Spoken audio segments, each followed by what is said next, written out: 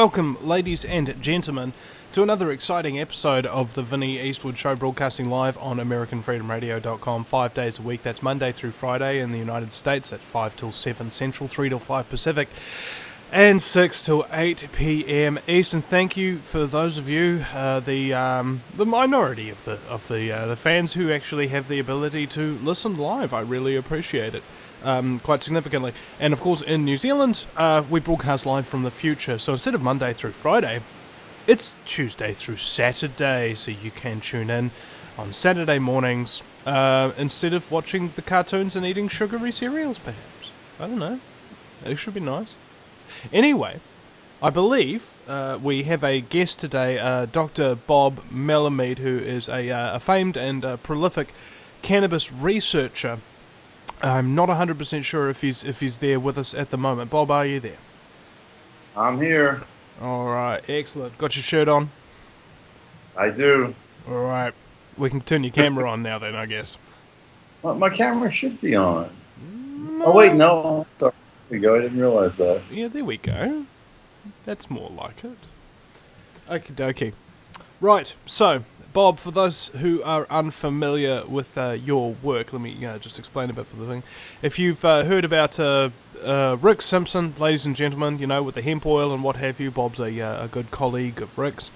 And he's also the discoverer, well, or at the very least, if he didn't discover it, he certainly is promoting it, the idea of endocannabinoids, otherwise cannabinoids from within. I discover it.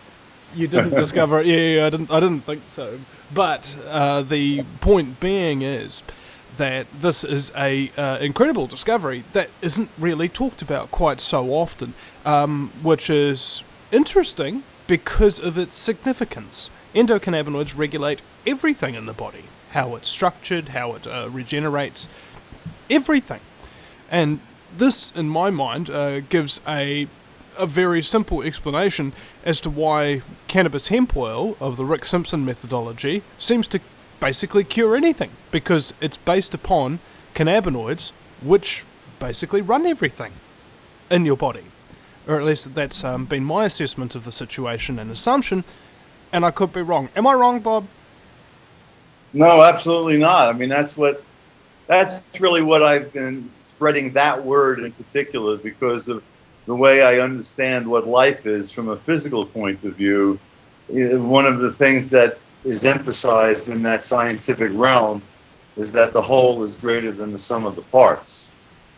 So the fact that we have an endocannabinoid system that does regulate everything in our body from conception till death, you know, your immune system, digestive, cardiovascular, skin, bones, muscle, everything in your body is regulated by the pot that your body makes. And thankfully, the medical marijuana community has been very receptive and enthusiastically embraces the science, because it explains why they are having so many diverse benefits from so many different preparations and strains, etc.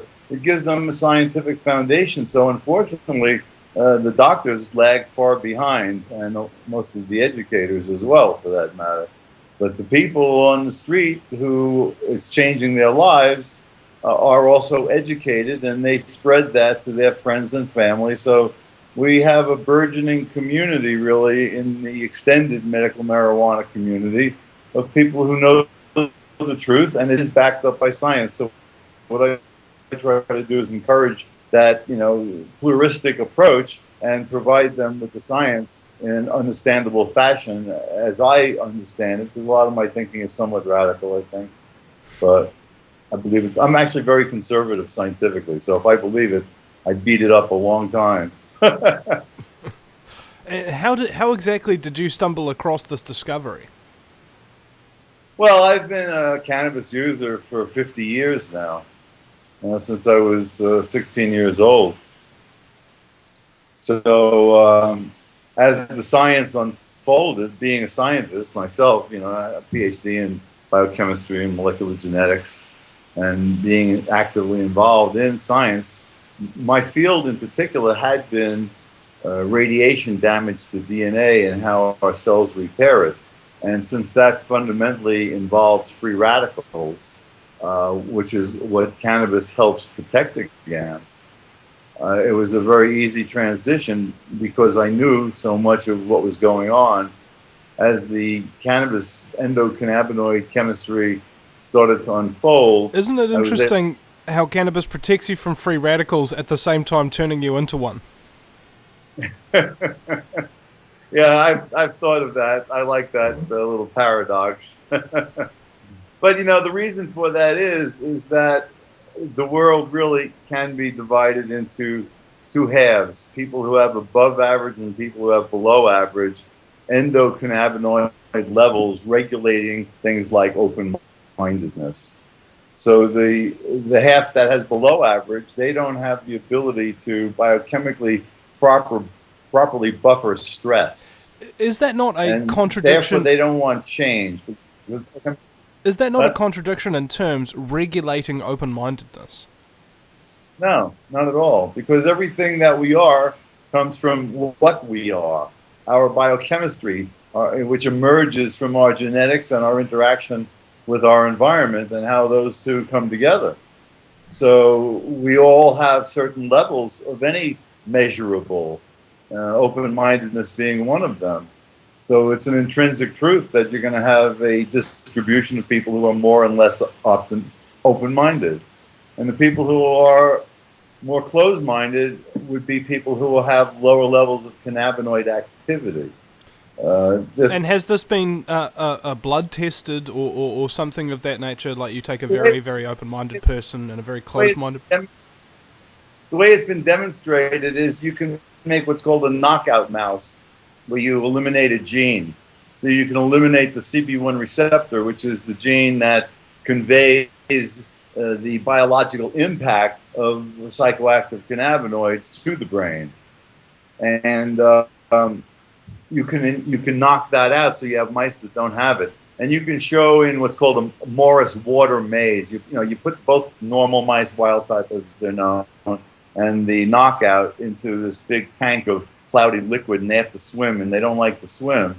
And they find a platform, and then they climb out, and they learn where that platform is. So when you take them out and you put them in, they go to the platform. And if you change the position, they both kind of freak out again because it's not where they were accustomed to it being. And they explore and search and eventually find it again.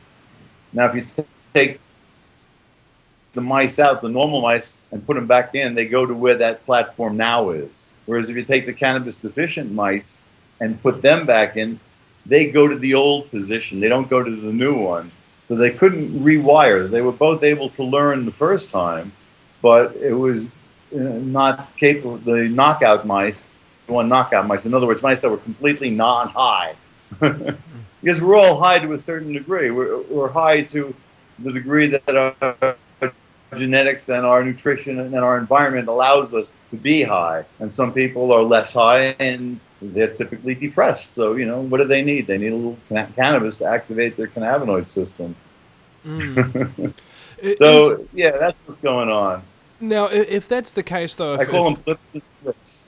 Blips and flips, the backward-looking people and the forward-looking people, and naturally blips make their way to the high-up positions in politics, media, business, churches, etc., because they don't require any real freedom of thinking. They require indoctrination, they require hierarchy. Now, this would be why the society itself is crumbling, because the flips don't want to control other people, they just want to be free. And the blips want control and power and want to laud it over everybody else. Why is that? Because it's their biochemistry. You see, if change causes cellular stress and you don't have the ability to biochemically accept that in a way that is not basically degradative, in other words, free radicals are damaging. If instead you can use the free radical signals to arm your resources to protect against them, that's adaptation. And the cannabinoids are involved in that. So if you have sufficient cannabinoids, you're more able to biochemically adapt. And one of the manifestations of that, because everything is built on top of one another like a big fractal, is your mental state. stress levels. And we know that stress regulates, your immune system, and you get sick if you're too stressed, etc. It's part of whether or not you're able to take the energy from your environment that sustains your very existence, because we are what's called flow-dependent structures. We need food input and air input, and we got to get rid of the waste. And if you stop either end, then you stop the whole thing. So we are flow dependent, and the free radicals are intrinsically made on the one hand just by the fact that we burn food. You eat food, you're going to make free radicals. But whether or not that you're making too many for your body to adapt, and whether your genetics is in a healthy enough place and your food, etc., allows you to adjust and embrace change. One of the characteristics of people who use cannabis is that they are optimistic. Well, think what optimistic means. It means you don't know what the future holds, but you believe it's going to be good. That's what an optimist is.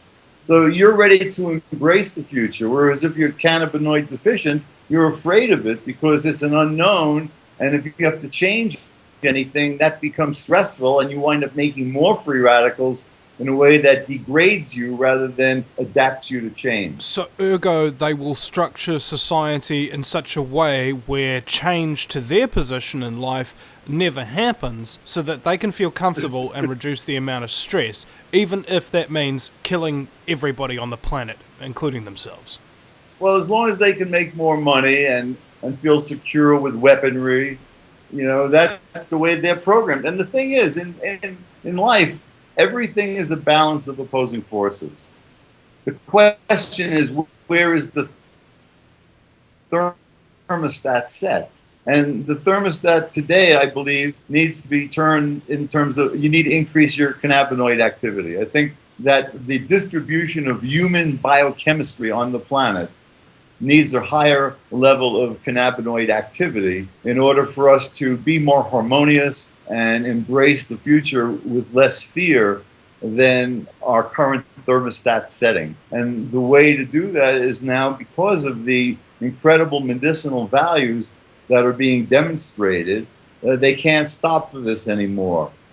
And what we need to do is replace the blips that run the world with the forward-looking people, so we can embrace change and create a healthy dialogue with our environment as well as our international neighbors.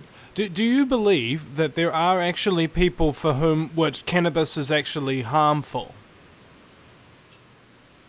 Yes, I do. I think that the most talked about one probably is the closest to that situation. First of all, we're all different.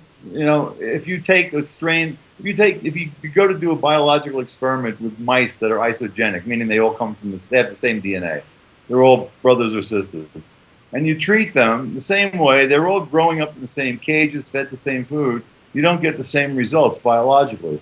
Because what really makes every individual on the planet, including twins, totally different, is how their biochemistry is flowing. And it's guided by, of course, your genetics and your environmental history. But it's still flowing in such a fashion that it's totally impossible for any two to ever be the same. That's like a ludicrous thought. And yet, depending on how that is flowing and vibrating, so to speak, you can become more or less susceptible to any kind of positive or negative interaction as your being unfolds in time. Well, it's just because I've noticed that there are some people who are, we all take drugs in society. We either take caffeine or alcohol or cannabis, or some people like even stronger stuff, or cigarettes or whatever. And I've noticed some people are perfect, they're fine when they're drinking, but when they smoke cannabis, they kind of fly off the handle regardless of whether or not they're drunk at the time, and they become kind of weird. Others, on the other hand, are really, really good and always happy and on a good buzz when they're smoking, yet turn into complete crazy people when they're drunk. And it's my contention that there's probably a drug for everybody, and there's probably many people that shouldn't take any kind of drug at all.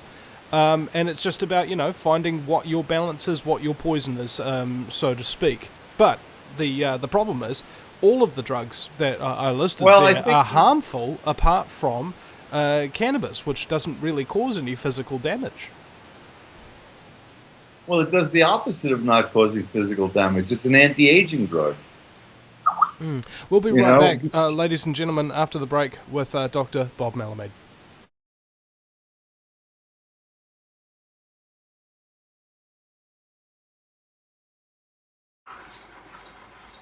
No matter where you live, globalism affects you. Did you know that the Vinny Eastwood Show has more subscribers than New Zealand Herald TV and is New Zealand's most popular YouTube news channel, where warm-hearted humour and a list of awesome guests talk about crucial issues which the mainstream media ignore. A show where you, the listener, can phone up with questions, comments and suggestions of guests. Vinny is building a hub to connect truthers with raw information they need to become active. He can help you gain further skills such as website building, producing audio and video, and creating revenue streams in your own multimedia environment. Because Vinny supports such a wide range of people in the truth movement, he is not government or corporate backed and relies entirely on your donations. Give now, give generously, or subscribe for $10 a month for access to ad-free video archives. Just visit thevinnyeastwoodshow.com and click donate. Okay, we're back, ladies and gentlemen, on AmericanFreedomRadio.com with my very special guest, Dr. Bob Melamede. What's your website, Bob? Is it like cannabisscience.org or something? No, we have cannabisscience.com. Okay. Right now. For Cannabis Science. Cannabisscience.com. All right. Now, behind me, I have a picture of some lesions. One might even call it the Legion of Doom. We have a... Could you actually describe this for the listeners here, Bob? Because it's quite a significant discovery when you sent me this, and I think you sent me this this PDF years ago. And the guy who suffered these particular lesions is now dead, but not because of the lesions and things of that nature, but because of the hospital.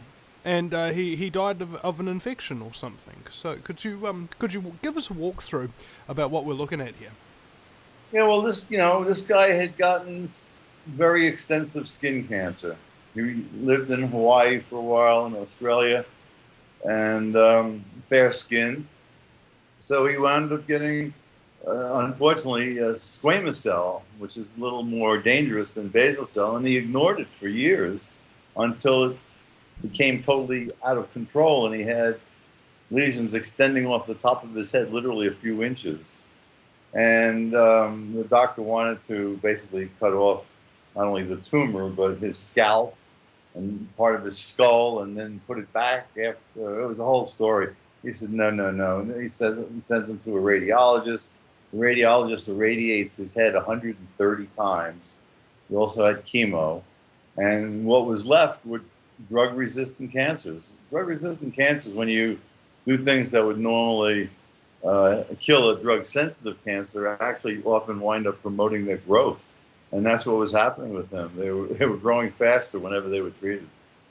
And we spoke, and he eventually was able to get cannabis oil and use that. And it basically ate into his head. There are other pictures. I don't know if you have them there. No, not of his head. You got some there. Yeah, no, that's an older one. It ate everything you see there, kind of fused. If you go back to your original set, everything, those three lesions that you see fused into one massive whole that was eaten down to his bone. And his doctor's comment was that this is amazing. We have nothing that will do this. And it proceeded. It looked like it was starting to heal up around the edges. And at that point, he wound up in the hospital for something else and got a hospital infection, drug-resistant hospital infection. They gave him antibiotics that he was allergic to. His oncologist came and visited him at one point and said, I hate to tell you this, but the healthiest part of you is your head. Now, moving on from these top pictures here where we show these lesions in full swing, if we scroll down just a little bit, we show where the cannabis oil was in fact applied to his head, and the reduction in the size of these lesions. Yeah, but see, that was early on. Because the doctor had seen what was occurring, he then encouraged that he put it all over his head because he didn't know where there was cancer or not. And at that point, they all coalesced into one, total open valley up there. So he had a significant amount of cancer. And it was really the doctor observing that it had any effect that made him think, yeah, we better put it. Because what it does is, it seems with these squamous cell cancers, it seems to extrude them from the body. We've seen that with some other cancers that are epithelial of origin. Epithelial means, your skin, basically. But you keep in mind you have skin in the tube that runs through your alimentary canal. So I've had reports. None of it is appropriately medically documented, but anecdotal from people I know and who have the records. People literally defecated their tumors, both from a stomach tumor as well as a colon cancer, because they got extruded into the tube. There's two ways out, but the normal way out is what was taken. So what are you saying here, that this guy took the cannabis oil, and we can see here he's it's really, really bad lesions coming out of his skull, and then they kind of seem to heal up, dry up, and then there's only like these two sort of like leftover little holes there covered by sort of fresh growth baby skin. Are you saying that what was actually happening here is the lesions were kind of becoming internal, like a root, and then that killed them? No, I'm saying that local lesions, when you put on enough all around, you see that there was cancer in places that were not where you were originally treating. So once the cannabis started to kill that, it just opened everything up again. So he was only doing it topically, and it wasn't being taken internally at the same time. Would that have made the difference? Initially, that's what was going on. In the end, he switched as well because of the pain relief. He needed pain relief. He couldn't deal with the narcotics anymore, and constipation, and So it wound up being very effective on multiple levels for the poor man. He was a very special, nice man. Mm. And had he not gone to the hospitals and taken their antibiotics and treatments and so on and so forth, if he'd continued on with a regime of hemp oil, Well, he had another issue that arose that he had to deal with, and that's why he went to the hospital. But the fact that he had an open lesion on his head for, a year, over a year, without any infection, I think is a confirmation of the antibiotic properties of these cannabis oils. Mm. And so he wasn't exposed. See, the thing with hospitals is, it's easy to kill off the sensitive pathogens, but then you're stuck with the resistant ones. Mm. And that's unfortunate. You go to the hospital, you are likely to get a resistant one, not a sensitive one, because everybody's on antibiotics. You select for the drug-resistant ones. That's why going to the hospital can be quite dangerous. You get a hospital infection. Yeah. I do think that, of course, I guess some kind of a lame joke here about like French foreign lesions, but the other element that I think is very important to note here is that you were having quite a lot of very significant success in preventing infection. And what people do is they take one element that goes wrong or whatever, and then they blame the cannabis of it, right? Like if there's too many people benefiting now for them to get away with that crap, Mm. There are just too many examples, and the science, there's quite a load of science out there, despite the ridiculous statement that we don't have enough science. If you look at cannabis, I've got about 12,000 references. And these are not, kind of junk social references. Shows my bias there. But real science, biology, biochemistry, molecular biology, etc. And there's no way that any sane person could look at that literature, just even reading the titles, and not conclude that there's significant value to cannabinoids. You'd have to be a goddamn idiot. And yet, our investigative agencies, the people who advise our senators and our Congress people and our military and our law enforcement, how is it that they can't get beyond looking at the things that allow them to only see that it's bad? These people are trained investigators, our tax money at work, and all they've done with this cannabis story is prove utter incompetence. They can investigate their way out of a brown paper bag full of weed. Well, you couldn't ask for anything more. We have endocannabinoid systems. They regulate everything. The science is there. You got all the people using it with medical marijuana. You got a history of centuries of use. Millennia how can you of come use. to these conclusions? Millennia, 10,000 years of use. No, it's dangerous. It's not sad. Really, you got any science to prove that it's dangerous? Well, no, we just kind of made it up. Why did you make it up? Well, we kind of own a huge quantity of forest and stuff like that, and paper mills, so that, if people were allowed to grow cannabis, they'd be able to make paper like 6 times as fast as we would, and it'd be like 4 or 5 times the quality, like the Gutenberg Bible that still exists today because it was printed on hemp paper. And we're just not really to deal with that kind of competition, because I'm a psychopathic control freak, really. And essentially, I don't like people muscling in on my business using honesty, integrity, and something that pulls radiation out of the ground, because I also love cancer. Are you talking about a blip? Mm-hmm. This is the mentality that we're dealing with, isn't it? And I wonder if it's going to get...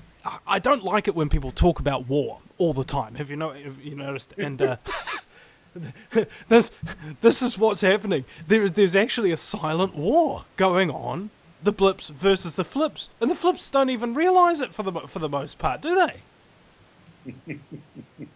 Well, that's why we need a revolution of consciousness, and that's what cannabis promotes. So the fact that we have an increased knowledge of the medicinal value manifesting itself as our demand for fundamental human rights. We're voting for it. Colorado here, we legalized it, and that brings up a real irritant to me. You read it in the papers every day, this nonsense, this red herring about state versus federal, who's got the authority to regulate marijuana, blah, blah, blah. We are a democracy. We voted. We changed our state constitution. We, the people, the government is for the people, by the people, not for the government, by the government. Allegedly. So it doesn't matter whether it's state or federal. You went to the primary source. We send troops to other countries to fight for democracy, and then we're going to deny it here to our very own people because we don't like the outcome of their vote? Bullshit. Hey, well, we can't swear on this particular radio broadcast, but I get your point. And it reminds me of a sketch by Jay Leno. He says, you know what we should do for the Iraqis? We should give them our constitution, because we don't seem to be using it anymore. Yeah, I've heard that. That's except Obama came out on the correct side now without properly, fulfilling what any high school student could determine by doing an investigation. But at least he basically said we're going to leave it up to the states as long as they regulate it in accordance with our federal requirements, meaning that it doesn't go to states where it's not legal and it's kept away from children appropriately, and things that were, semi-reasonable. In fact, if the people in a state don't change it, well, then that's where they're at. And again, that's what Obama says, and what he says and what he does tend to be two different things. And tell any hemp store in California that's selling medical quality cannabis to people with appropriate cards and identification and all of that kind of stuff, all above board, getting raided by the DEA from out of state. Yeah, but that should now end as a result of what he just said yesterday. Because he only just said this yesterday? Yes, there was you missed out on the news. They basically acknowledged that Colorado and Washington have a right to legalize pot.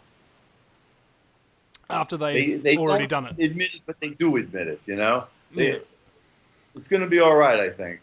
Well, let's hope so, because it's been how many years now it's been like 60, 70, like 80 years? 1937. 1937. So in 4 years it'll be like 70 years. Yeah. Okay. It's insanity. But that, again, to me is just proof of the biochemical genetic nature of who's running the world. When you look, it turns out that the cannabinoid receptors first appeared from an evolutionary point of view with the emergence of vertebrates. So prior to vertebrates, there were the biological equivalents. They go all the way back to protozoa, the earliest single-cell, eukaryotic organisms, cells like we have. And as complexity evolved, when you developed the vertebrates, a whole new level of flexibility was introduced. We have bones, we have skin, you work hard, your bones get thicker, your skin toughens, have calluses. We have a tremendous availability to adapting to our environment. Whereas the insects, they have a hard shell, they can only grow so much. It turns out that with the emergence of vertebrates, that's when the cannabinoid receptors first appeared. And they wind up regulating all the things that give us the variability with respect to how we interface with our environment. Because they're regulating our bones, our muscles, our immune system. The more you're going around, the more you have to have an adaptable immune system because you're exposing to new things all the time. You got to make sure that you have a type of immunity that's going to help protect you against that, that's more sophisticated than what an insect has. They only have the innate immune system, which we have as well. We've added on top of that a new layer of complexity because of how it can be very protective.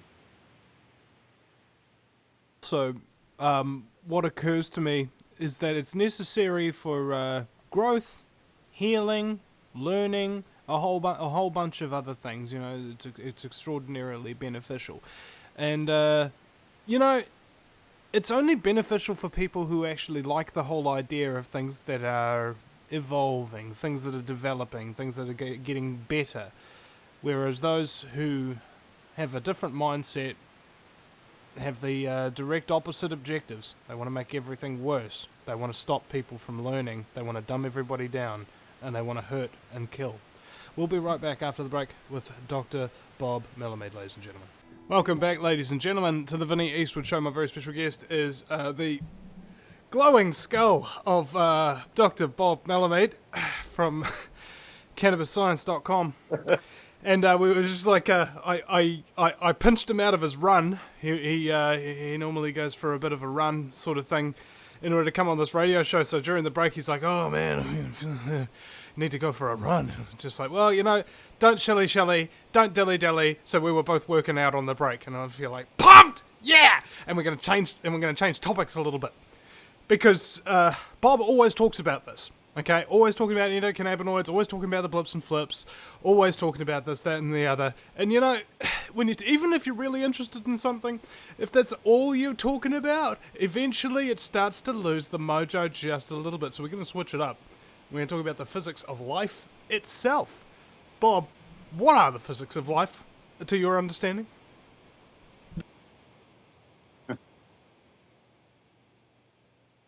Well, the physics of life has to do with a branch of physics that was created by Nobel laureate Ilya Prigogine when he developed the field known as far from equilibrium thermodynamics.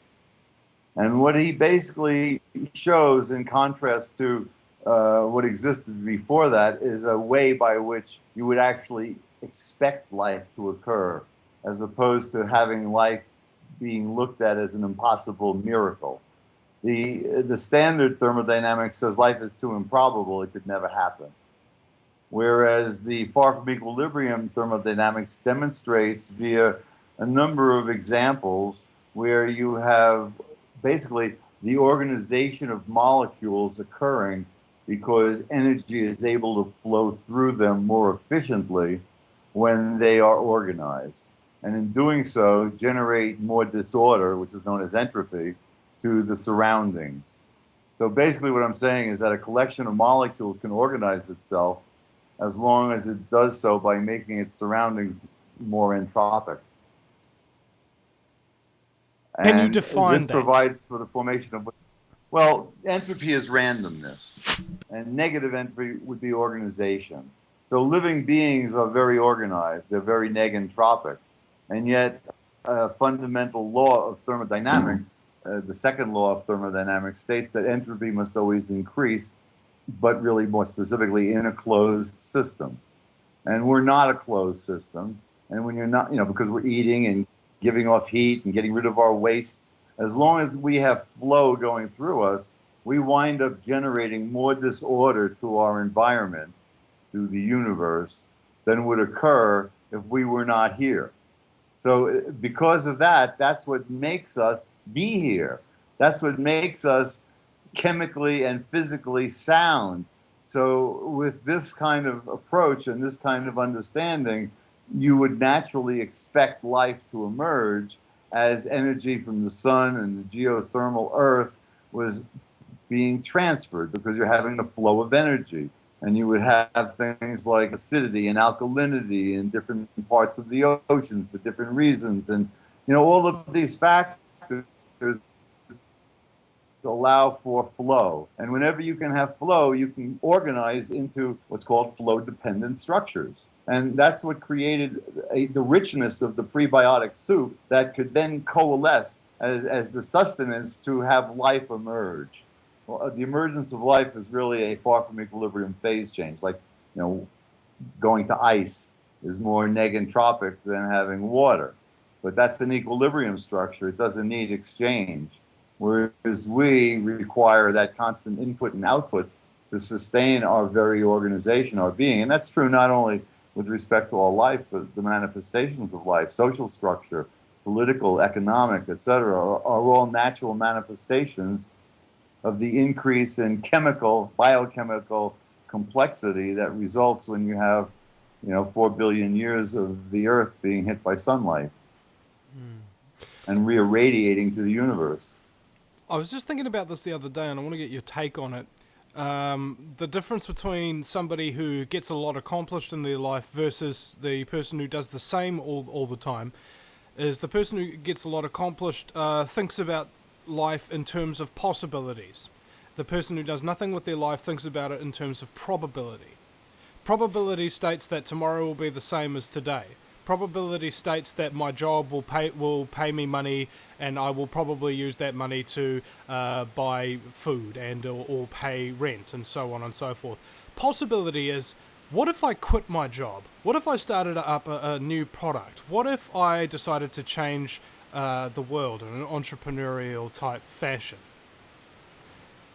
Is that what the crux of the issue here with this flow that you're talking about is? Flow increases the amount of available possibilities and doesn't make probability quite so rigid, and allows for different things to develop, different organisms to come into existence, so to speak.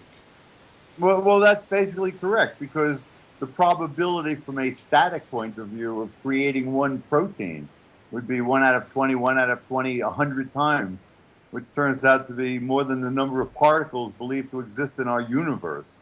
So just to create one protein would be so improbable that it would never happen.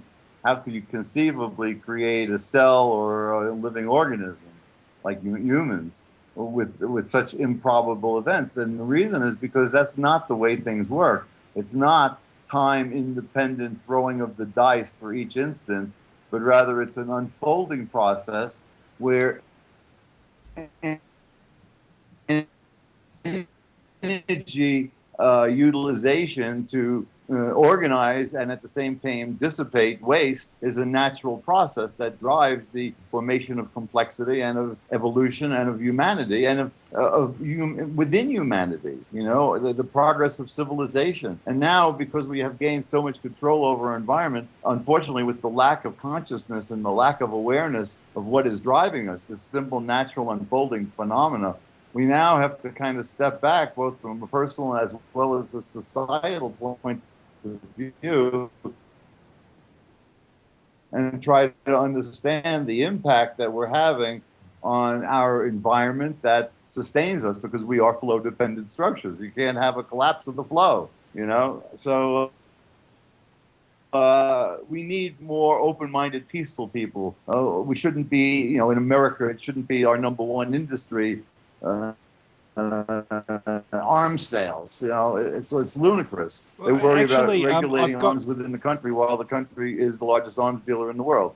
I've got a correction for you there. Actually, America's now number one export is scrap metal. Well, scrap metal and waste paper, I think, are number one and number two of America's top exports. And what does that say about the state of the country? No, the fact that they're exporting recyclables and that there's value in recyclables is... We're having some real problems with your Skype connection there, Bob.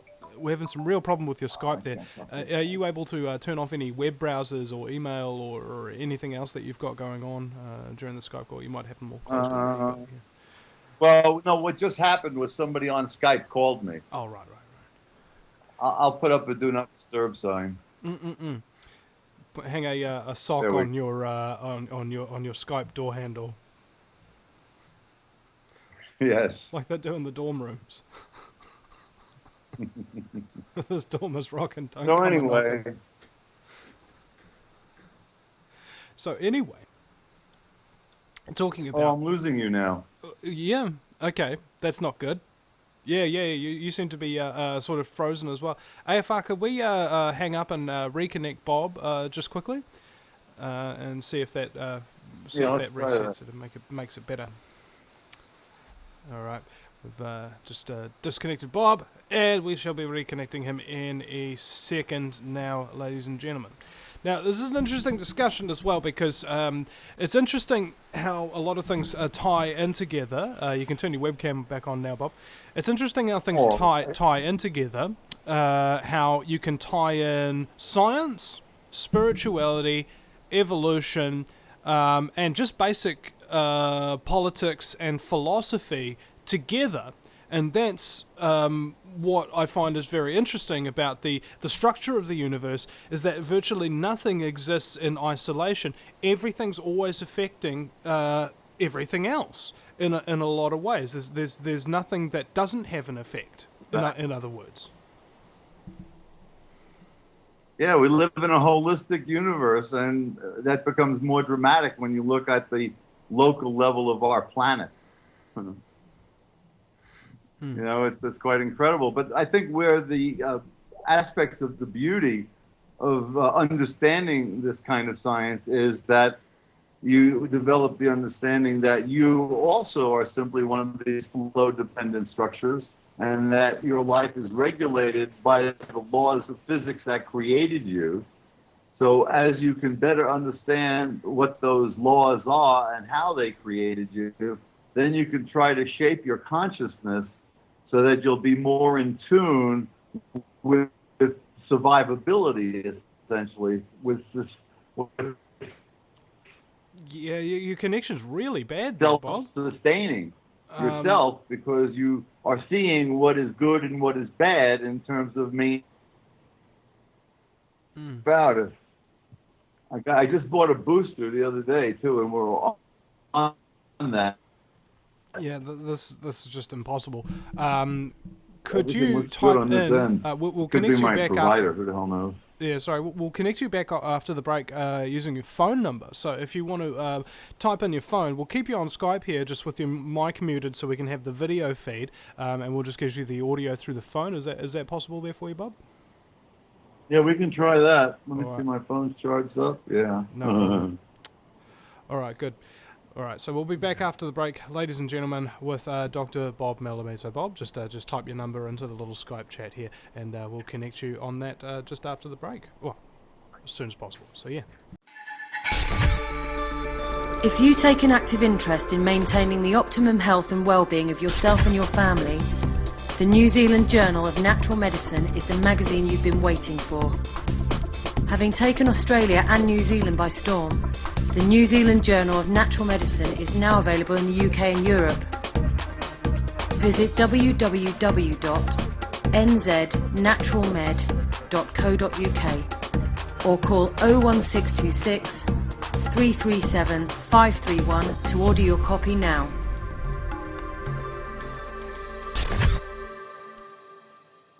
It is now hour number 2 of the fastest 2 hours in talk radio. It's the Vinny Eastwood Show, broadcasting live from the Fukushima irradiated island-chained nation in the sunny slave South Pacific, where it's so bright and sunny that everybody has a part-time job as an energy saver light bulb, because there's just that much mercury in our tuna as well. And my very special guest, who measures the mercury, the temperature of the mind, and the structure and the flow of the universe, bro, is Dr. Bob Melamede. Welcome back. Hey.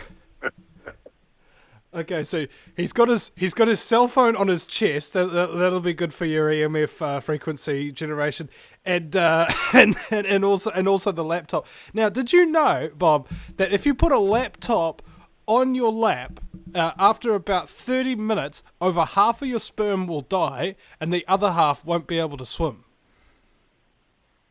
Well, that's why I take cannabinoids to help protect my body.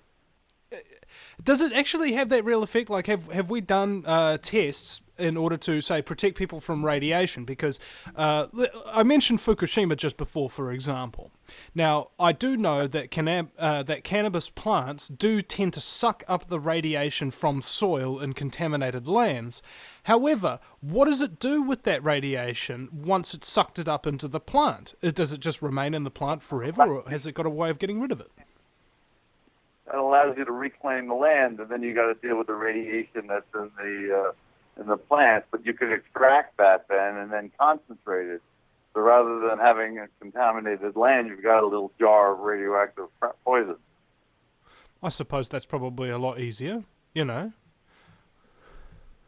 No, it's healthier. It'd be better to not have the problem in the first place. Well, yeah, I think that would probably be an idea. Which reminds me, I saw a documentary the other day talking about, I think it might have been some socialist or whatever, talking about how people, unfairly demonize nuclear power and how it's really safe and everything like that. And even if it was really safe, every single nuclear power plant in the world is built on an earthquake fault line. Okay? So no matter how safe it is, any earthquake at any time could potentially destroy like the whole world. How is that safe? What kind of reasoning process is going on in the minds of these people who promote nuclear energy? Sure, we've got lots of... Reasoning goes in their pocketbook. Uh-huh. What's the point? Okay, I don't know about you. In fact, I do know about you because you're the same as me. The point of being alive is to improve life, both for yourself and for those around you. If you ain't doing that, then you're not here for any good, decent purpose. Right? How exactly can we reconcile this? Because I watched this video this morning, Bob, of Luke Rudkowski from wearechange.org, talking about how to deal with really depressing, negative BS that we're confronted with all of the time. And I wanted to know what your method is. Or is it just simply having a joint? Well, again, it's a matter of taking in information and what do you do with it? And what are you doing with yourself to try and minimize that which you don't like getting in the first place? It's part of these feedback loops again. It's, again, natural collection of molecules cooperating with one another at this higher level of our consciousness and the society that we create. You got to either learn to be participants and have some kind of a vision as to what a positive change would be, or you just, the sheeple floating along in the crap of the so-called leaders. Is it simply down to that? Having optimism and kind of hope for the future, having a positive outlook. Is that what will stop negativity from kind of taking root? Like, there's a war going to happen in Syria. There's mandatory government vaccination programs. There's 7 billion hollow point rounds being ordered by the Department of Defense, enough for 4 bullets per man, woman, and child in the US. These are all facts, right? Yet, if you've got a positive outlook, it doesn't matter how discouraging or terrifying the facts are, because you're capable of transmuting them and making something better happen, aren't you? Oh, his phone's gone down. So, Bob, if you just I lost you on Skype. oh, you lost me on Skype. I mean, I lost you on the phone. Can you hear me? Yeah. I can hear you. I can hear you. All right. So, what I was saying there is that Can't despite hear you, buddy. you can't hear me, turn your volume up. Turn your volume up there, and that should work. Can you hear me now? No. AFR, could you reconnect Bob on the Skype, please? And we'll see if we can get him back up again that way. Having some. Yeah. I can hear you. Speak. I can hear you. You? Me? No? It's very difficult to communicate. Okay.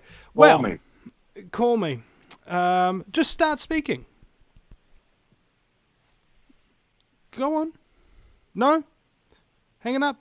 What's going on here? Okay. Sorry about this, ladies and gentlemen. Some major technical problems. Oh, okay. I can hear you now over Skype. Okay. Whew. Yeah, I had Skype calls and then phone calls. Somebody keeps trying to get a hold of me. One of the people that I work with. Please turn your speakers down, though, because there's a bit of feedback. Hang on. How's that? Testing. Still not Can you good. hear me okay now? I can still hear you, but it's just that I can also hear myself talking back to myself across the feedback loop. And we still have somebody trying to call you. That's probably American Freedom Radio trying to call you. Did they draw? You want me to be on the phone again? Yeah, you know. Okay. If that works. But you have to mute your Skype mic, of course, once you answer the phone. Mate, ladies and gentlemen, I seriously apologise for this. This has been what's the word? It rhymes with Usterpluck. An on-air Usterpluck, like a duck. Bob, can you hear me? I can hear you, sir. Yes, indeed. You're loud and clear, but you're not on camera no more. You've got it pointed away from you. That's fine. All right, here we go. So my point was, we're dealing with negativity, right? All this negative stuff comes at you. You know, there's bullets being ordered by the government. There's tyrannical legislation. There's wars. There's famine. There's vaccines. There's viruses. There's such and such and blah blah blah. Yet, if you've got a positive outlook and if you have a vision for the future that actually involves something good happening and not giving into the darkness, not giving into the evil, not giving into the bad news, you're actually capable, therefore, of transmuting all of that negativity into something good. And I'm not talking about just some kind of ethereal, airy-fairy type of stuff. You can actually turn bad news into good news with your mind, with your outlook, with your actions. And I think that the blips have figured this out. And they're trying to prevent the flips from figuring it out. That you can literally change human destiny with your own actions. And I think that's why a lot of people are really negative and depressed all the time, is because they've forgotten how innately, incredibly powerful they can be. I would largely agree with that. How exactly can we reconcile this? How exactly can we change this? Just in terms of a mental state of view, in terms of thinking, what would you advise people who are upset, afraid, scared of all this news and everything and all this fear porn that's being thrown at them day to day? How can you help people in the mode of thinking to change that? What that's really reflecting is, again, a lack of sufficient cannabinoid activity to deal with those stress levels. So they can try taking essential fatty acids, in particular omega-3, long chain, like fish oil or krill oil. And the reason those are so important is that's how your body makes its pot. Your endocannabinoids are made out of essential fatty acids, both omega-6s and omega-3s. And the fish oil is good in that it has the long-chain omega-3s that your endocannabinoid system uses to make themselves, basically. So that's one thing you can do. And I've seen behavioral changes resulting from that. You know, one of my sons has a tendency to get overly angry at times. And he doesn't do that when he has his oil. And when we forget for a while, those are always the times that it winds up happening. You know, so at this point, I think all pretty much firmly believe that there's that connection, and it does make sense as well, scientifically and, you know, observationally. So, incidentally, hemp seed is high in those omegas, isn't it?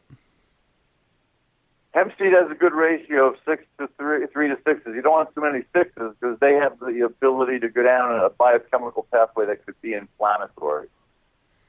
And in general, most of the better things in terms of health-related are when you shift that thermostat a little bit towards anti-inflammatory. You got to appreciate how we got here, you know. 150 years ago, we were dying at 40 years old on the average, or 50 at the latest, you know, and we were dying from infection.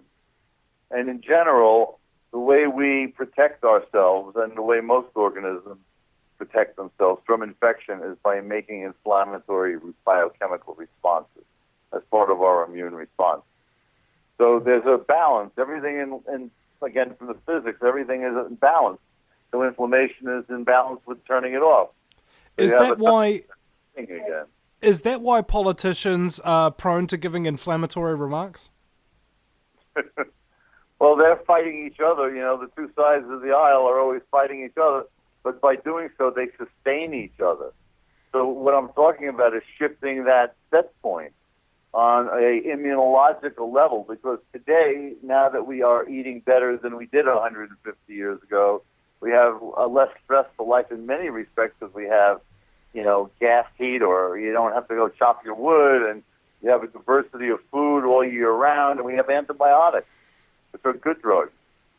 You know, so today we're living longer, and the main cause of death today is not infection in westernized societies, but rather age-related illnesses.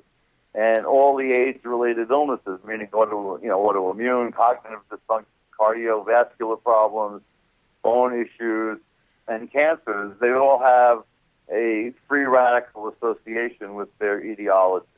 And the cannabinoid system is what minimizes that free radical production. So it inhibits all of those features, so to speak, that are characteristic of aging, which is why it's an anti-aging drug. And you know, that you can see that in the sense that if you eliminate the gene, again, that CB1 receptor, those mice die prematurely, and they're super fearful. You know, they don't want to move around because just moving is too stressful. You know, they have the ultimate blip.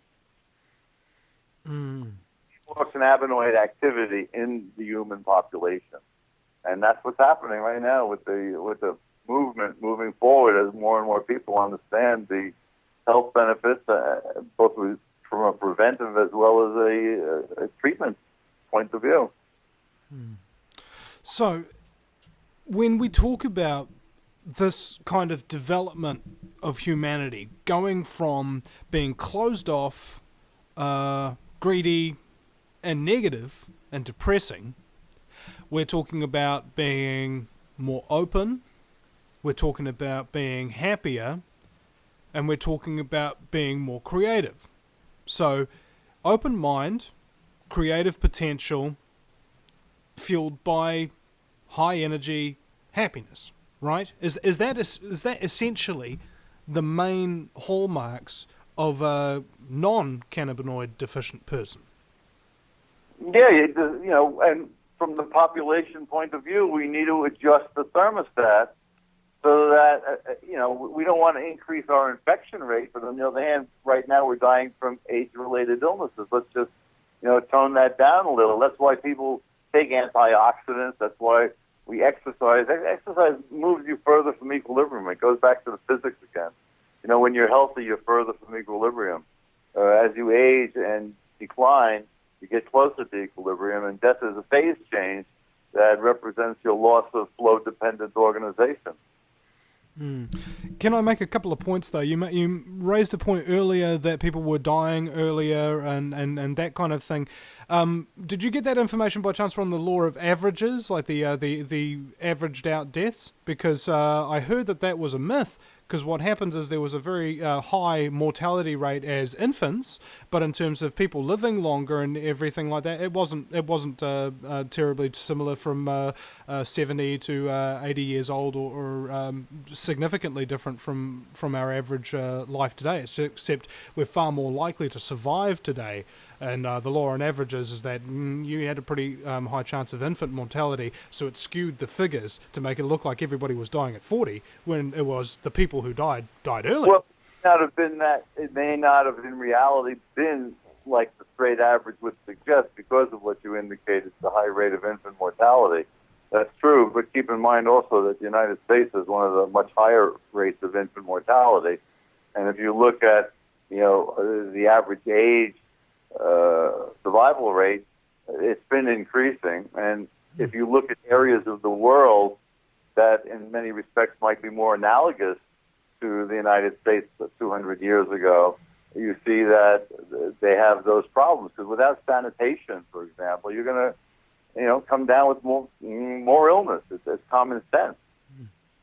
The other element is age-related illnesses. Some have said that they're in fact simply accumulative toxins, and it's not so much age-related illnesses that are killing people. In fact, I think one of the number one killers in America is like obesity, heart disease. You have a look at the typical American diet, the amount of pesticides, herbicides, goodness what other asides that are put into the food that's being eaten, the fluoride and the cancer-causing properties of that within the water, and before you know it, you got a 1 in 3 cancer rate, you got everybody starting to get arthritis, you got autism levels spiking off the charts, and it seems to me that health is starting to be greatly affected by the gradual and I believe deliberate accumulation of toxins in the American food, water, and air supply. Well, toxins, are again our contact with our environment. And again, it's our environment that sustains us. So when you take in things that are toxins, you're not doing the correct thing. Remember, I talked about modifying the lens of your mind. If the lens of your mind doesn't know and understand these basic principles, of which nutrition is one, then you go down the wrong road. And that's a good point. Hold on, we'll be right back, ladies and gentlemen. Dr. Bob Melamede. You're listening to the Vinny Eastwood Show, broadcasting live on AmericanFreedomRadio.com 5 days a week, Monday through Friday in the US of SA. And if I do that in a Mexican accent, actually, there's quite a lot of immigration going on there illegal in the US, SA. And in New Zealand, it's Tuesday through Saturday, 10 a.m. till midday. And in about a month's time, time zone changes, with the old daylight savings and what have you. Summer's on its way. That's so good. I hate the cold. I hate the cold very, very much. A lot of people say that, you're in New Zealand, you don't know what cold is. I lived in Minnesota for such and blah, blah. Dude, you have not lived in Dunedin, okay? You have not seen your olive oil freeze at room temperature, okay? I don't care what you've seen. You have not seen that. And until the inside is 5 degrees colder than the outside, on average, you don't know what real cold is. That's what I'm talking about. No insulation, no nothing, huddling next to a dryer for the winter, because it's the only thing in the house that's frickin' warm. That's what I'm talking about when I talk about cold. Speaking of cold, we're going to warm things up a little bit. And we're going to talk about some light-hearted, happy things, because what I've found is really great about being a creative, intelligent person is that you learn how to create ways to amuse yourself even when things just really aren't that funny.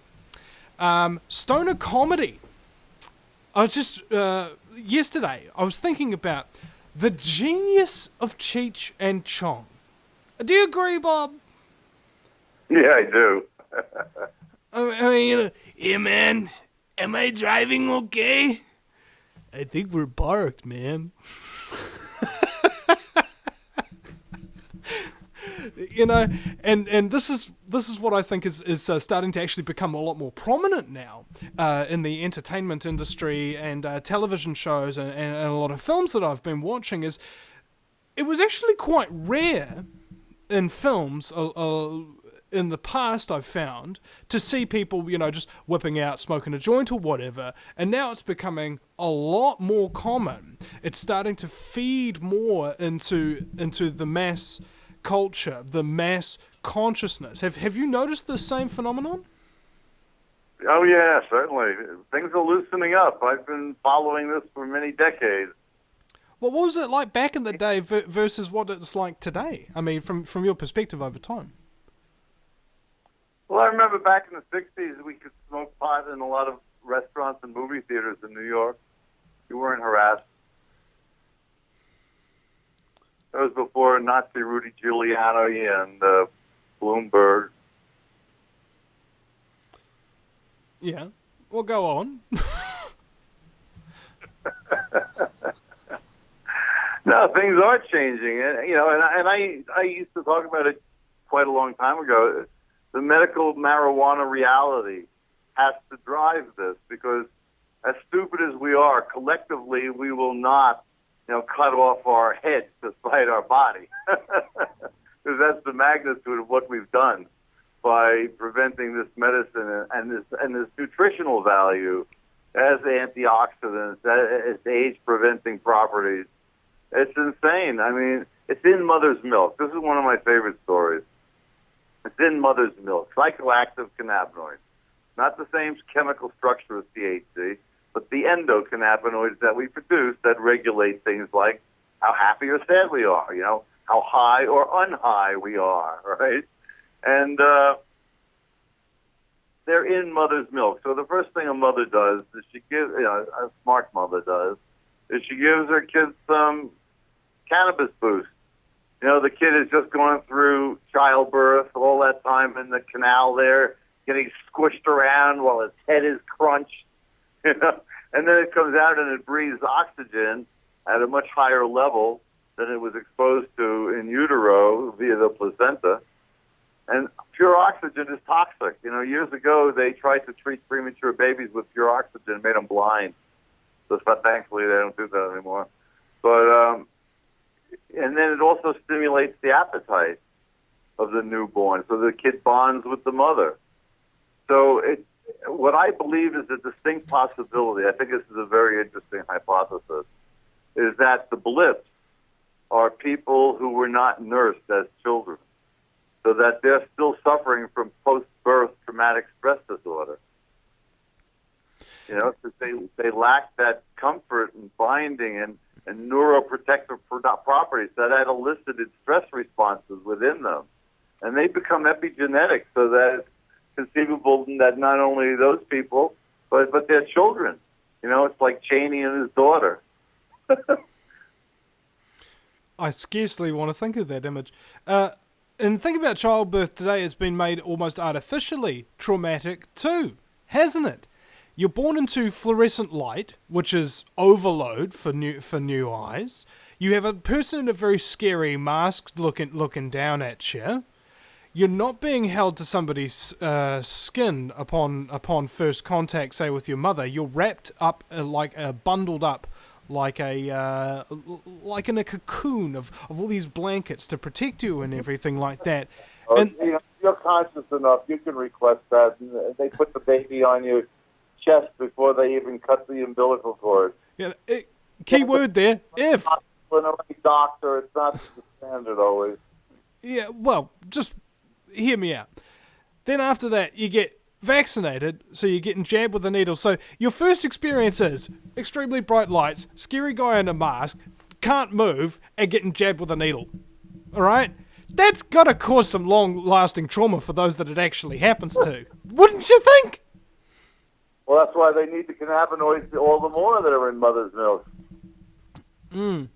I once met a friend of mine who was from Ngaruawahia, and it's a place famous in New Zealand, you know, the word Ngaruawahia.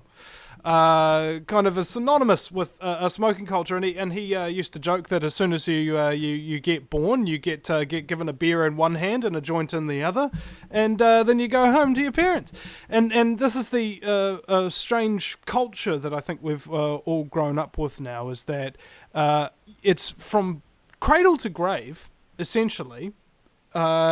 You've got so many deliberate influences in your life that aren't positive. And unless you're conscious that this is going on, you can't escape them, because you're not even aware that they're affecting you, right? Yep. Well, that's why cannabis promotes self-awareness. And that's why it's been so dangerous to the establishment and the blips, because it does promote change. And it typically, I believe, has a greater probability of promoting intelligent change rather than stupid change. Mm. There was a time when aggression and dominance was good, because you had a tribal, society, and you had to have some level of organization and control. So there was times, as man evolved, where having organizational power through control actually benefited man's, societal evolution. But now we've passed that point. There are too many people. We produce and utilize too many resources, so that the only thing that's going to allow for long-term survival is to come up with appropriate means of sustainability. We can pray, so to say, for miracles down the road that would give us unlimited energy sources and blah, blah, blah, blah, blah. But dealing with what we have right now, we have to wisen up a little bit and be a little more conscious as to what we're doing and how we're poisoning the planet and destroying the environment that is necessary for sustaining our very existence. Here's the question for you. How can we deal with where we are right now if we have no idea where we are or who we are? Well, you can have the idea by understanding the physics of life of what you are. And by understanding what you are, and then you plug into that, the specifics of of your life's experience, that's what would shape the possibility of what you can become when you integrate how you've gotten where you are, and then through awareness gain an extra level of flexibility in your mind. Then you can rechannel and set up your thinking for the future. We do things that make us unhappy. You can't dwell on the unhappiness of the present. What you have to do is plan to minimize that occurrence in the future. And by minimize, I don't mean necessarily the phenomena itself, but your response to it. Because, for any circumstance, you can respond in so many different ways. Are there ways that are consistent with it being less stressful and more healthy? And will they automatically be apparent to us once we understand better the nature of our being? A very important thought here, but I've forgotten what it was. You know how interesting and annoying that can be. You have this set goal in mind.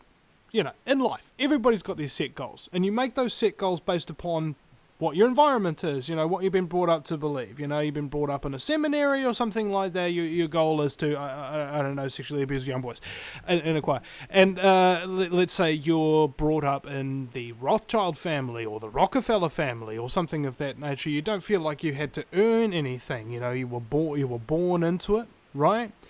How much life experience do these people who have these set paths laid out by, say, parents or whatever, and actually have a lot of control over their own life? Now, can we, as a society, even figure out ways to raise children to be their own person, or will they always generally draw their traits and their abilities from their genes and how they're raised, kind of thing? Or is it possible to change things altogether? Well, in the ideal circumstance, what the parents would do, and I've got 3 sets of children, what the parents would do would be provide the child with the developmental environment that they would have the security and the knowledge of fluidity, and so that they had the direction and understanding in a general sense, and then they would just explore that and fit it to their own specifics. That's empowering them. So it's about kind of what, challenging children and giving them rewards from an early on. I mean, there's lots of positive lessons you can instill, and I found that the easiest way to teach somebody a positive lesson is provide a positive example, and they tend to copy what they see. Absolutely, you know, if you got a bunch of drunken parents that sit around being drunk, that's a different situation than if you had parents who might be like my kids. They know what I do. I'm fighting for us to have the rights as human beings to use this plant as a medicine, because everything I understand about science tells me it's good. And I have an obligation to myself, my family and friends and society to try to become part of that, manifest that. Why do you feel that obligation? What actually obliges you?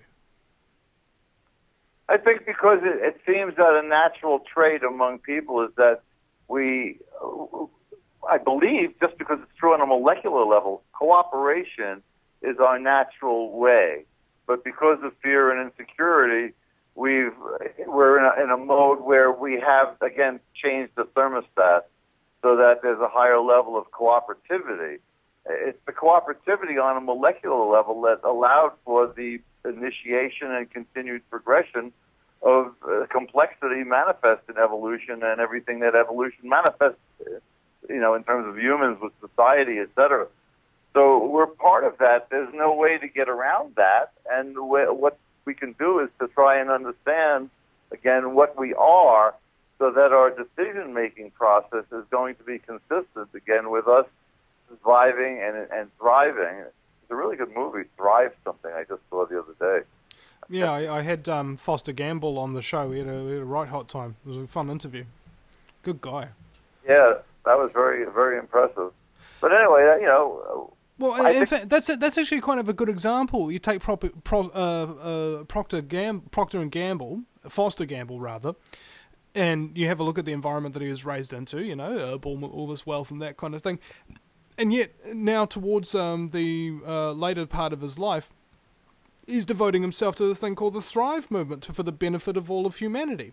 So it's kind of an interesting case study that sort of proves the point, that it matters not how you're raised, it matters not the gifts or endowments you're given. You can make good out of anything if you choose to.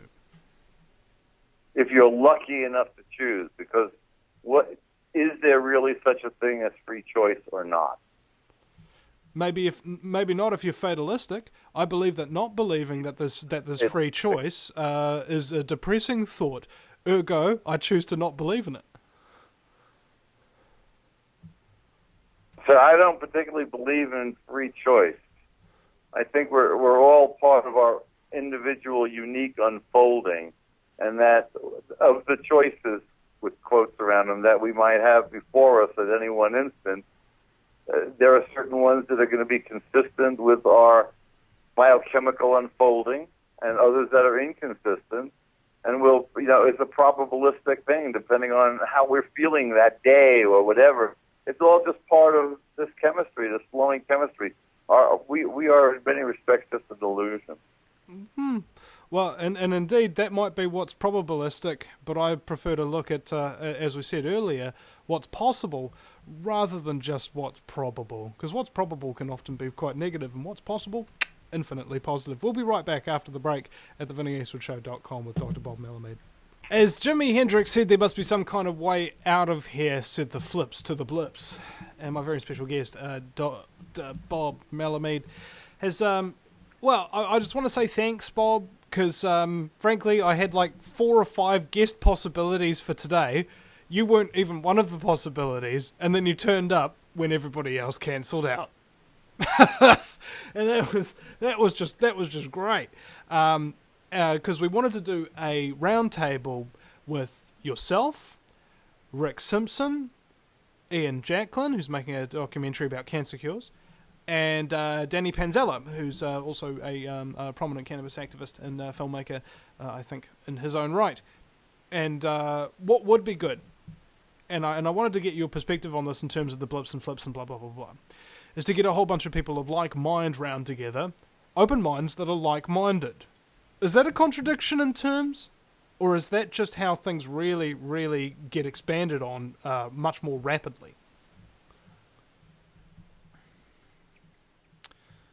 Can you hear me, Bob?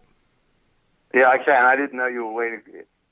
Open-minded is the paradigm. The specific examples are, unique to the individuals. So everybody is different, as we discussed with, mice in a cage or different biochemically.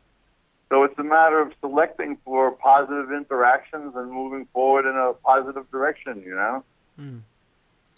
Now, you were talking about how you're not sure if there's such a thing as free choice or free will. You ever had a reptilian brain response? When you get really angry at somebody when they say something to you and you yell something out at them or whatever, and you get uber angus, kind of like beef. And, Yeah. And you know that if you'd taken a few deep breaths and counted to 10, you wouldn't have said the same thing, You can choose not to react like that. And everything that you do is... You're doing the only thing that your biochemistry would let you do. Mm. There's no way of discerning that. Learning, on the other hand, like, for example, if you do have those responses and then you go to an anger management clauses and it shows you what the warning signs are and so on and so forth, then you learn to behave differently. Learned behavior, I think, is one of the primary functions of free will, because if you know how to control your will through learning, it becomes a freer will, does it not? I think that knowing that you have no free will gets you closer to having any. How is that? Could you define it? Well, because if I'm right and we're all just a probabilistic unfolding, and the key there is probabilistic as opposed to mechanical.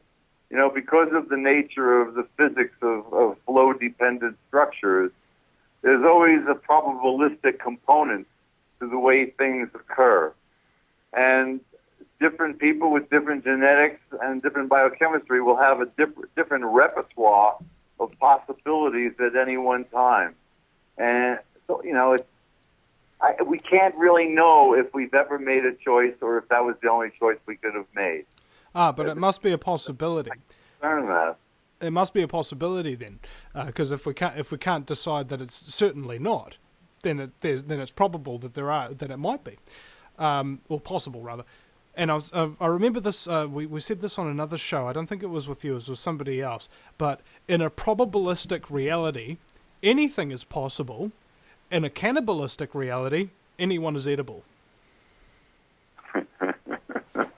I've heard that. But see, everything isn't possible. The possibility of you turning into a beautiful woman overnight is not going to happen. What about with surgery? That's still a different phenomenon. I've got the cheekbones for it, darling. You could go and have the surgery. That's among the possible options. The chances of it happening independent of anything, you're just waking up one day and looking in the mirror and going, wow, that's not very likely to occur. Yeah, I mean, despite what Freaky Friday movies will tell you. The other element here is, it's kind of like, we talked about positivity.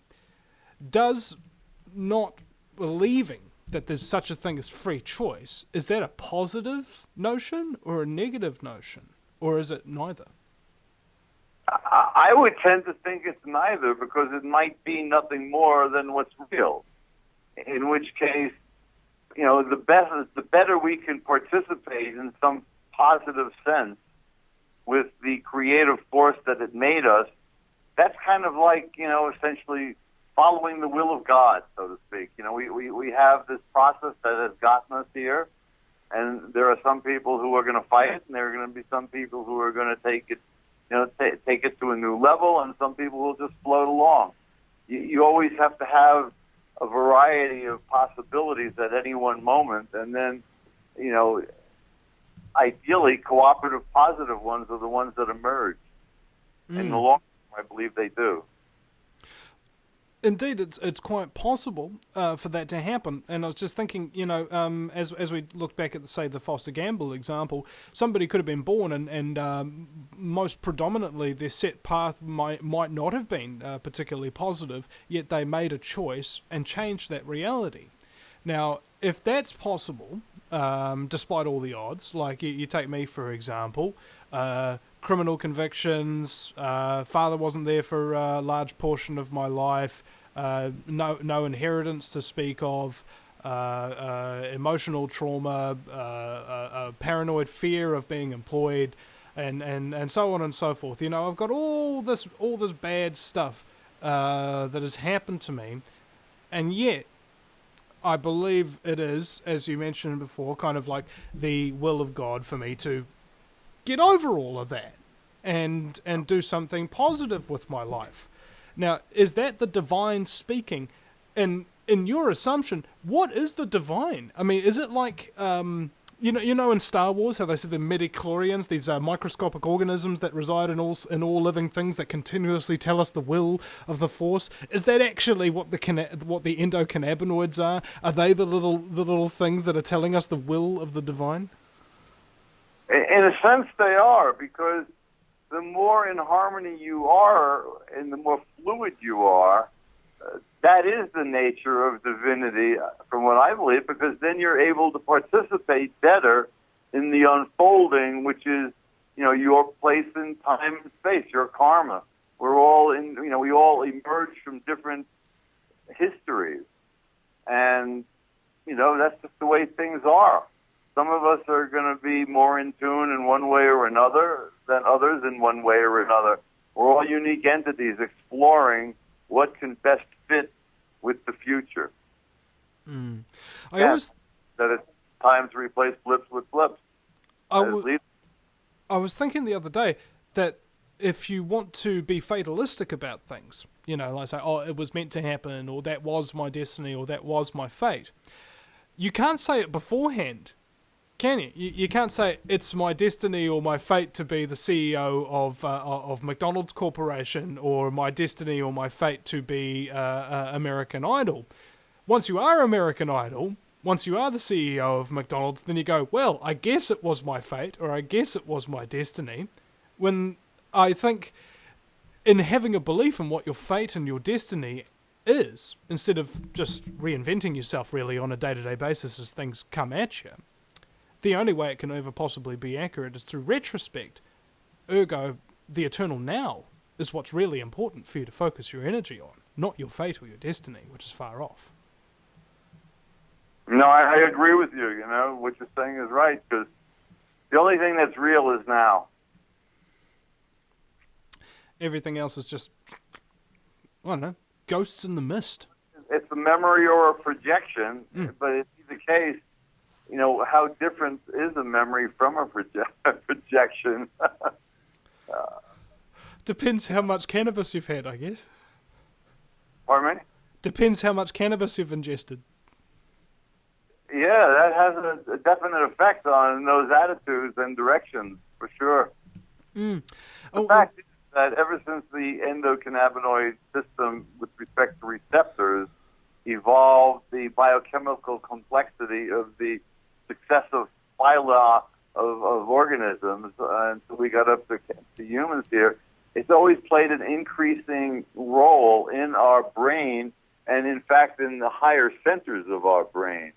So the thing that's so mind-blowing, and hopefully it's being taught finally in some of our professional organizations like med school, is that our endocannabinoid receptor system in our brain is the most abundant receptor system in our brain.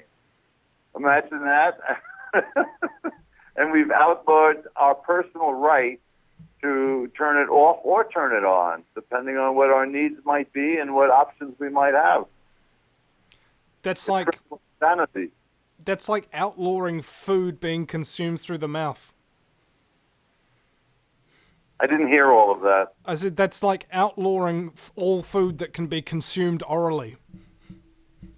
It is, because it's really the way it winds up regulating energy. And remember, it's the flow of energy through mass that organizes mass. So by regulating the flow of energy and free radical production in us, the cannabinoid system has a very extremely central role in our very being. And, you know, some people need to turn it up more. Some people might need to turn aspects of it down more. You know, and we should have the right. It's such a basic human right. To deny us that is just fascist Nazi crap. You know what? I'm going to go to a protest this Sunday, and we're protesting for a number of different issues. It's the first combined protest where, you know, all the fluoride activists, people who are anti-government surveillance, anti-government tyranny, and people who are anti-cannabis prohibition, and so on and so forth and everything. And I reckon that'd be a good sign to have, Bob. Weed, it's a human right. Weed, it brings people together. Weed, it should be legalized. Thank you, Bob, for all that you do, your wisdom and your knowledge in this particular instance, and cannabisscience.com, is it? Or .org? Yep. Yeah, cannabisscience.com, ladies and gentlemen. We will see you again sometime. Don't you go anywhere. No matter where you live, globalism affects you. Did you know that the Vinny Eastwood Show has more subscribers than New Zealand Herald TV and is New Zealand's most popular YouTube news channel, where warm-hearted humour and a list of awesome guests talk about crucial issues which the mainstream media ignore. A show where you, the listener, can phone up with questions, comments and suggestions of guests. Vinny is building a hub to connect truthers with raw information they need to become active. He can help you gain further skills such as website building, producing audio and video, and creating revenue streams in your own multimedia environment. Because Vinny supports such a wide range of people in the truth movement, he is not government or corporate backed and relies entirely on your donations. Give now, give generously, or subscribe for $10 a month for access to ad-free video archives. Just visit thevinnieeastwoodshow.com and click donate.